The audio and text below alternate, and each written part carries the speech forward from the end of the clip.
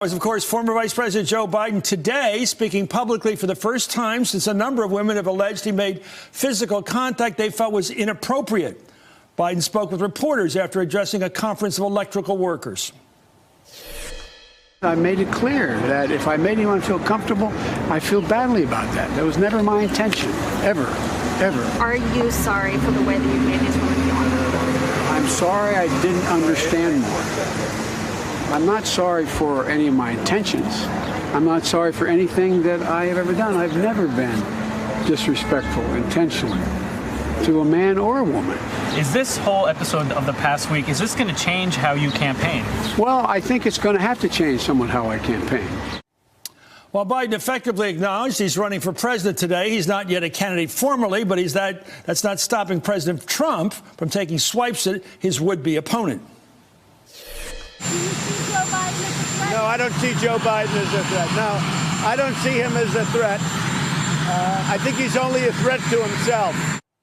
While the president's publicly confident, as you saw, about his chances versus Biden, the New York Times reported in January, this January, that the president was especially fixated, speaking frequently about Biden, the former vice president whom Mr. Trump regards as his most dangerous potential opponent. Anyway, Trump's concerns about Biden seemed evident today, shortly after Biden finished his remarks. The electrical workers here in Washington, the president tweeted, "I've employed thousands of electrical workers. They will be voting for me. I bought them. I own them." For more, I'm joined by Shannon Pettypiece, White House reporter for Bloomberg News, and Mike Mameli. Mameli, I'm sorry, it's my mistake. I've heard it a million times. National Political Reporter. Thank you both. Mike, you're the expert. You're the Biden.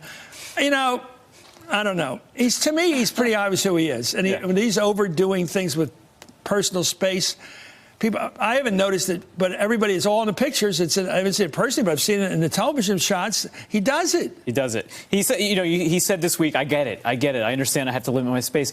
But then you see him on stage today, and he can't help it. I mean, this is who he is. Is he doing that to make it a lighter thing, like hugging that kid around his neck? You can hear the advice from staff to him as he's doing this. His instinct is to do one thing, and then he says, "Oh, I can't do it anymore." So he tries to make light of it. Of course, I was there. He had to come out and apologize. Not really. Joe Biden isn't in the mood to apologize, but he knew he had to address it because I can tell you other campaigns were already jumping on this. They thought maybe he had moved beyond it, and then he brings it up again himself. Do you think the people is anybody behind pushing this story? I know there's people who delight in it. There's always somebody who delights in this zero-sum game of politics. Trump delights, people who are going to have to run against him if he runs. Is there anybody known to be pushing the story? Well, on the Trump world universe where I sort of exist, they are kind of delighted to see this and that they feel like it is the Democrats starting to cannibalize themselves, which is what they have been waiting for and hoping for. There is a bit of glee among them to see the Me Too movement, which they felt almost, derailed Kavanaugh, coming back to bite the Democrats is the way they view it. And yeah, their strategy and what they've been advising the president to do is sit back, let the Democrats fight amongst themselves, try and look presidential in these next few months, and then when you get an opponent, you can go after it. Of course, the president hasn't done that, but that's sort of the strategy that they've been hoping for. Is Trump more afraid of Biden than he is to say Bernie at the other end?